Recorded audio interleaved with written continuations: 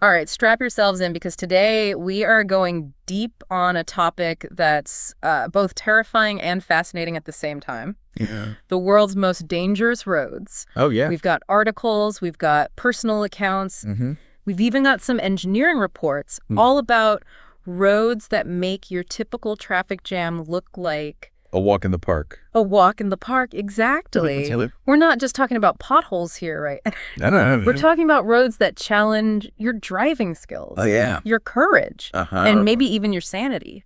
You know, it's interesting how these roads really highlight the delicate balance between Yeah. human ambition and just the raw power of nature. Exactly. And what I find so interesting is the variety of risks we're talking about here. Oh, yeah. Crumbling mountain passes, Right. roads carved into cliffs. We've even got a few that vanish underwater. I know, it's crazy. So over the course of this deep dive, let's try to understand what makes these roads so risky. And maybe even figure out what kind of person would actually want to drive on them. Absolutely. All right, let's start with a classic. The North Yungas Road in Bolivia. Oh, yeah. It's got a nickname that kind of says it all. It's Death Road. Death Road, yeah. I'm looking at some pictures here, and honestly, I'm getting a little queasy. Yeah. Just a single lane Mm-hmm. carved into a sheer cliff face. Right. Looks like a 2,000-foot drop just a few feet away. The nickname is sadly earned. Yeah. This road was basically the only connection between the Amazon rainforest and the Bolivian capital Wow. for decades. So you can imagine the amount of traffic from farmers bringing produce to market to buses packed with people. Yeah. And all of this on a road that's barely wide enough for two vehicles to pass. That's incredible. I mean, knowing that so many people relied on this incredibly dangerous road for their livelihood, Yeah. it really makes you appreciate the risks they faced every single day. And think about the drivers. Not only are you dealing with the narrow road and the sheer drop-offs, Right. but you've often got thick fog. Oh, yeah. Reduces visibility to just a few feet. And then you add in the danger of landslides, which are very common in the region. You know, looking at these pictures, I can't help but wonder what would even possess someone to build a road like this in the first place. Right. Was there really no other option? Well, you have to consider the geographical challenges. Yeah. The Andes Mountains are incredibly rugged. Hmm. And building a safe, modern highway through this terrain would have been a monumental undertaking. Yeah. Especially back when this road was first constructed. I guess that makes sense. So it was a combination of necessity, Yeah. limited resources, Yeah. and maybe a little bit of that human determination to conquer nature, even if it means taking some serious risks. Precisely. Yeah. And it's worth noting that they have made efforts to make the North Yungas Road safer in recent years. Oh. They've paved some sections and even built an alternative route. Wow. But it still remains a challenge Yeah. for even the most experienced drivers. All right, so Death Road definitely sets the bar high in terms of sheer terror factor. It does. Now let's shift gears to a road where the main threat isn't so much the road itself, but the environment it cuts through. Right. Have you ever heard of the Zojila Pass in India? Oh, absolutely. This one is high up in the Himalayas. Yeah. Over 11,500 feet above sea level. Wow. It's this vital link between Ladakh, a remote region in northern India, and the rest of the country. Mm-hmm. But it's a connection that comes at a high price. So it's more about the altitude and weather conditions than the actual road construction. Exactly. Think thin air, Right. which can cause altitude sickness, making it hard to breathe and think clearly. Yeah. And then throw in unpredictable weather. Heavy snowfall, avalanches, landslides, Oh, wow. all happening with very little warning. I'm getting the feeling that driving on the Zojila Pass is less about a Sunday drive and more about survival skills. You could say that Yeah. this is a road where you need to be prepared for anything, and respect for the mountain is paramount. Yeah. You know, one fascinating thing I read is how this road is only open for a few months out of the year Oh, really? because the snow makes it completely impassable during the winter. That really highlights how this road is a lifeline for the people of Ladakh. Yeah. It's their only connection to the outside world for a good chunk of the year. Exactly. Okay, from a road that's closed for part of the year due to snow, Uh-huh. we're moving on to one that has a surprisingly friendly name, Okay. given what I'm hearing about it. All right. It's called the Friendship Highway. The Friendship Highway. But I have a hunch. Yeah. This friendship might be tested along the way. Oh, I bet. What do you think? Ah, you're talking about the Karakoram Highway, also known as the KKH, The KKH. which stretches for over 800 miles between Pakistan and China. It's a marvel of engineering, cutting through some of the highest mountains in the world. Yeah. But it's definitely not for the faint of heart. What I find interesting about this one is that it's almost like a perfect storm of dangers. It is. You've got the altitude, Right. you've got the landslides, Uh-huh. the unpredictable weather, Yeah. all coming together to make this one seriously challenging drive. You've hit the nail on the head. Yeah. The KKH climbs to over 15,000 feet in some sections. Wow. That's higher than most mountain climbers ever attempt. Yeah. So altitude sickness is a huge risk, along with the potential for landslides and rockfalls, triggered by the steep terrain and often unpredictable weather. Yeah. Did you know that portions of this highway are actually closed for several months each year Really? due to heavy snowfall and avalanche risk? So it's not enough that you have to worry about the road itself. Right. You've also got to be an expert in high-altitude survival and avalanche awareness. Yeah, basically. Man, driving on this road is like playing a real-life video game, but with much higher stakes. Absolutely. Speaking of remote and challenging drives, that reminds me of the James Dalton Highway. Oh, yeah. This one's in Alaska, Mm-hmm. and from the pictures I'm seeing, it looks like it's basically just a thin ribbon of gravel, cutting through a vast, empty wilderness. The Dalton Highway is definitely not your typical scenic route. No. It was bring to service the Trans-Alaska Pipeline System, Huh. and it's still primarily used by truckers hauling supplies to and from the oil fields. Yeah.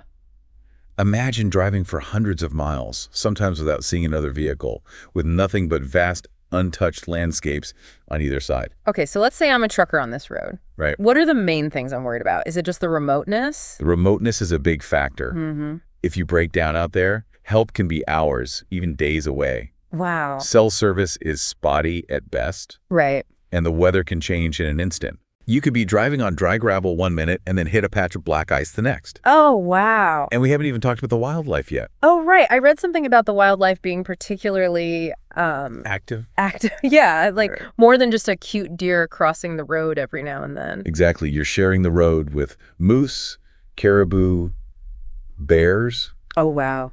even muskoxen. Okay. And trust me, hitting one of those is not like hitting a deer. Yeah. It can total your vehicle. Right. And in some cases, it can be fatal. So it's not just the road conditions. Right. It's the isolation, the extreme weather, the wildlife. Right. You basically have to be a survival expert to even attempt this drive. Pretty much. You know what strikes me about these roads we've talked about so far? Huh. Is that they're all products of necessity. Right. They were built to connect people and resources, Mhm. even in the face of some pretty daunting challenges. Mm-hmm. But this next road on our list is a little different. This one's more about human willpower and determination than anything else. Right. It's the Guoliang Tunnel Road in China. This one is truly a testament to human ingenuity Yeah. and maybe a little bit of stubbornness. Uh-huh. Imagine a narrow, winding tunnel carved directly into the side of a mountain Yeah. with sheer drop-offs and breathtaking, if somewhat terrifying, views of the valley below. Okay, I'm seeing some photos, and this is nuts. Yeah, it's pretty crazy. This tunnel looks like it was built by dwarves in Lord of the Rings. I know, right? And you said it was carved by hand. It was. For years, the residents of this remote mountain village were basically cut off from the outside world. Wow. The only way in or out was this treacherous path carved into the cliff face. Mm-hmm. So in the 1970s, 13 villagers decided to take matters into their own hands. Oh, wow. They gathered their tools, chisels, hammers, even explosives. Wow. And over 5 years, they literally chiseled their way through the mountain, creating this incredible tunnel. 5 years. With hand tools. It's amazing. I mean, that's unbelievable and honestly a little bit scary. Yeah, I'm looking at these pictures and I'm getting a little dizzy just thinking about driving through there. I can imagine. It's so narrow and the openings in the tunnel wall look like they're straight out over the edge of the cliff. It's definitely an experience. Yeah. Even today, the Guoliang Tunnel Road is not for the faint of heart. Right. It's narrow, winding, and the surfaces are uneven. Yeah. But it's become a popular tourist destination precisely because of its unique history Yeah. and the sheer audacity of its construction. Yeah. It's a reminder that sometimes even the most impossible-seeming feats can be accomplished with enough determination. Yeah. You know, What is it? it's pretty remarkable Yeah, it really is. what humans can do when we put our minds to it. It's true. Yeah. Yeah. Yeah. I think that's one of the things that I find so fascinating about these roads. What's that? It's not just the danger, Yeah. it's the stories behind them. Story's right. The human element, what drives people to build these roads, to drive on them, to risk their lives. Yeah. It's a testament to the human spirit, I think. It's funny. We've been talking about these incredibly dangerous roads, Yeah. but I'm realizing that danger can mean different things in different contexts. With the Guliang Tunnel, it's the psychological aspect, Right. the feeling of being trapped in this narrow, hand-carved passage Right. with a sheer drop just a few feet away. It's a great point. Yeah. Danger isn't always about objective hazards. Right. Sometimes it's about how we perceive those hazards Right. and how our own minds can amplify those feelings of risk. Exactly. Like, I bet there are plenty of perfectly safe roads out there Oh, yeah. that would still terrify me just because of their location or design. Absolutely. Speaking of roads that might play tricks on your mind, let's talk about the Trans-Siberian Highway. Right. This one's less about a single scary road Yeah. and more about a massive network of roads that stretches across a continent. It does. Over 7,000 miles across Russia, to be exact. The Trans-Siberian Highway is in a category of its own. Yeah. It's not just a road, it's an experience. Experience. A journey through history, Uh-huh. across vast and varied landscapes, and through some of the most extreme weather conditions you can imagine. So it's not just about the distance. It's Mm. about the sheer variety of challenges you might encounter along the way. Exactly. You could be driving on a modern highway 1 minute and then find yourself navigating a muddy track through a dense forest the next. That's precisely. And then you have to factor in the weather. Oh, yeah. Russia is notorious for its extreme temperatures. It is. From scorching summers to brutally cold winters. Absolutely. You could be dealing with snowstorms and black ice one day, Right. and then dodging potholes and dust clouds the next. Exactly. So it's almost like the Trans-Siberian Highway is a microcosm of Russia itself. Vast, unpredictable, and full of surprises. What I'm curious about is what kind of person decides to embark on a journey like this. Right. Is it mostly truckers and adventurers? You'd be surprised. Oh, yeah.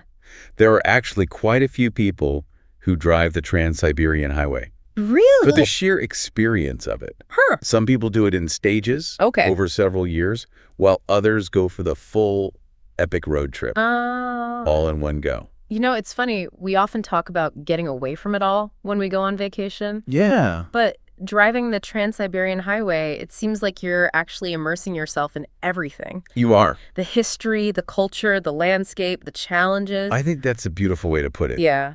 It's not just a road trip. It's a journey of self-discovery. Self-discovery. From the vast emptiness of Siberia to the bustling cities of European Russia. It's an experience that stays with you long after you've reached your destination. Yeah. Speaking of journeys of self-discovery, let's shift gears to a road that's become a bit of a magnet for thrill seekers. Skipper's Canyon Road in New Zealand. This one's been on my radar for a while. Oh. Yeah, I've seen some pretty incredible photos. This narrow, winding road carved into a sheer cliff face with these crazy hairpin turns Right. and absolutely no guardrails. Yeah, it's pretty intense. It looks like something out of a movie car chase. Skipper's Canyon Road is definitely not for the faint of heart. No. It was originally built in the late 19th century to provide access to a gold mining area. Okay. And let's just say safety standards were a little different back then. So it's one of those they don't make them like they used to kind of roads? You could say that. Yeah. The road is narrow, unpaved, and incredibly steep in places. Yeah. The drop-offs are sheer, and the ground is actually quite unstable, Really? prone to landslides and rockfalls, especially after heavy rain. You mentioned it was built for gold miners, but these days it seems like it's mostly tourists who are braving this road. It is, yeah. What is it about Skipper's Canyon Road that draws people to it despite the obvious risks? It's a combination of factors. There's the historical aspect, the chance to drive on a road that's over 100 years old. Right. And imagine what it was like for those early gold miners. Yeah. Then there's the sheer beauty of the landscape. Skipper's Canyon is this incredibly dramatic gorge carved by the Shadover River. Wow. And the views from the road are simply breathtaking. I have to admit, the scenery in those photos is pretty tempting. It is. But knowing what I know about the road conditions, I think I'd be too nervous to enjoy the view. It's understandable. Yeah. This is a road that demands your full attention. Right. One wrong move, and the consequences could be severe. Yeah. In fact, most rental car companies in New Zealand actually forbid their customers from driving on Skipper's Canyon Road Really? because of the high risk of accidents. I can see why. But that doesn't seem to deter the truly adventurous. No, I guess not. So, what do you think? Would you be tempted to give it a try? I don't know. Yeah.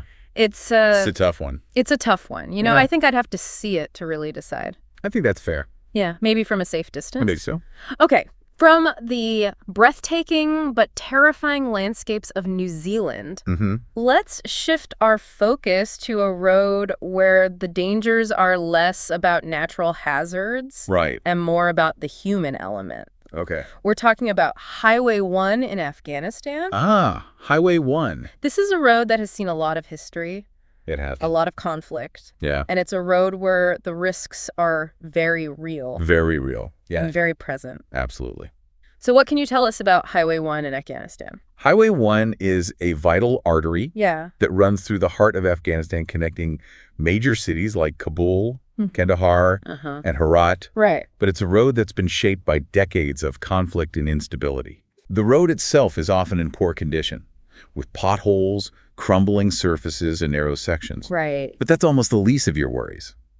So we're talking about a road where the biggest dangers aren't necessarily the road conditions themselves, Hello. but the things happening around it. Exactly. You have to factor in the security risks, the possibility of encountering armed groups, Yeah. the unpredictable traffic patterns, Right. and the presence of military checkpoints. It sounds like driving on Highway 1 in Afghanistan is less about enjoying the scenery It is. and more about just trying to get from point A to point B in one piece. Very much so. It's a stark reminder that for many people around the world, driving isn't a leisure activity. Right. It's a necessity, Uh-huh. even when it comes with significant risks. Absolutely.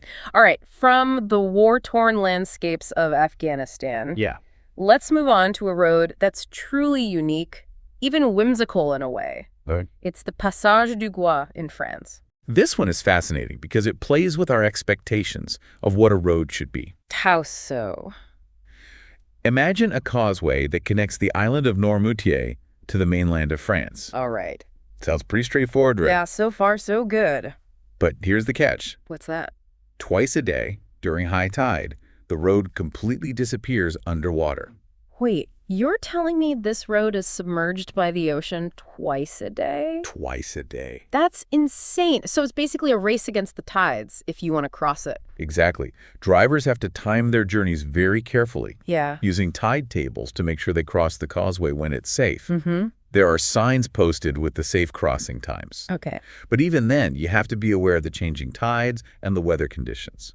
Okay, so let's say I misjudged the tides. All right. And I'm on the causeway when the water starts rising. Oh, boy. What happens then? Well, hopefully it doesn't come to that. Yeah. There are actually rescue towers along the causeway for those who get caught out by the tide. But your car will definitely get a saltwater bath. Yeah. And depending on how high the tide gets, it might be a total write-off. I can't help but think that there's something almost poetic about this road. I know what you mean. It's like a reminder that nature is ultimately in control. Yeah, And we have to respect its rhythms if we want to coexist with it. absolutely. Okay, for our final stop on this global road trip of terror, You're right. let's head back to the Himalayas, to a road that offers breathtaking views but also demands a healthy dose of courage. Okay. The Fairy Meadows Road in Pakistan. This one is truly spectacular. Yeah. It's a narrow, unpaved road that climbs steeply into the mountains, leading to a stunning alpine meadow known as Fairy Meadows, which sits at the base of Nanga Parbat, Wow. one of the highest mountains in the world. I'm seeing pictures of this Fairy Meadows place. Oh, I bet. And wow, it looks like something out of a fairy tale. It really does. Lush green meadows, Uh-huh. towering snow-capped peaks, Yeah. crystal clear streams. It's beautiful. I can see why people would risk a treacherous road to get there. The scenery is truly awe-inspiring, Yeah. but the road itself is a challenge, even for experienced drivers. Oh, so. It's incredibly narrow, with sheer drop-offs Right. and a lack of guardrails for most of the way. Oh, Wow. The surface is rough and uneven, and there are sections where you're basically driving along the edge of a cliff. Yeah. With nothing but a few feet of space between you and a very long fall. So it's another one of those roads where you really have to trust your vehicle, your driving skills. Yeah. And maybe even your luck.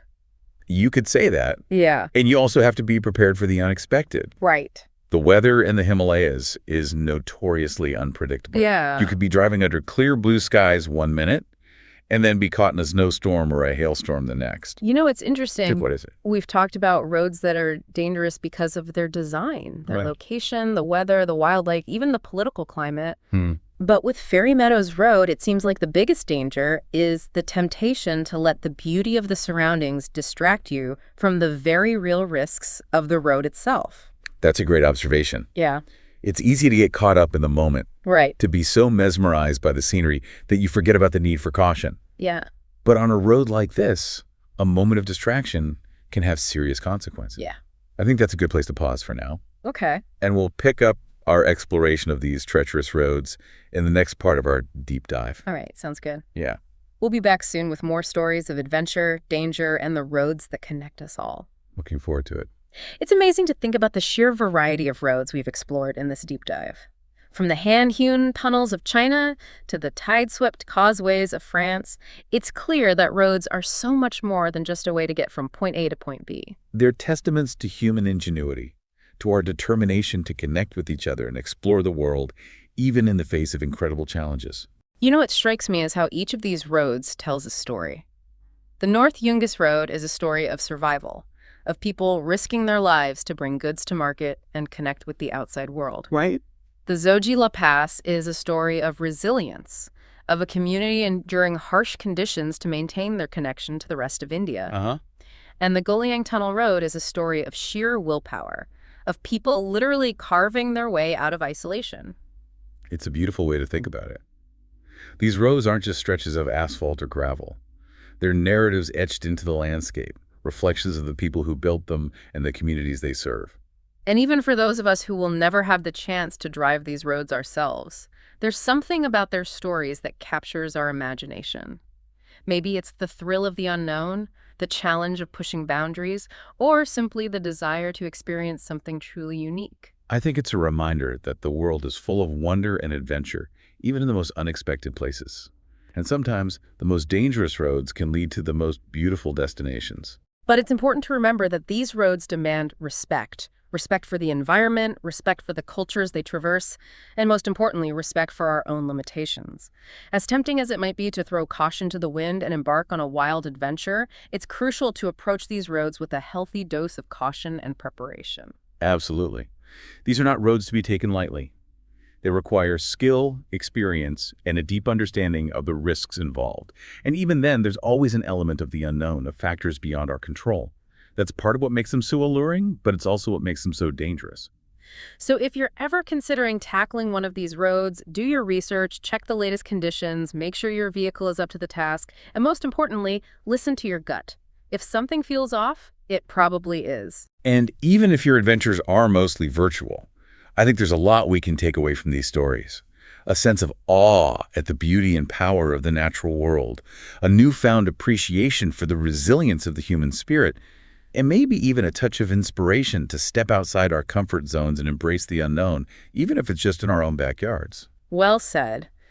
So, to all our listeners out there, keep exploring, keep learning, and keep those adventurous spirits alive.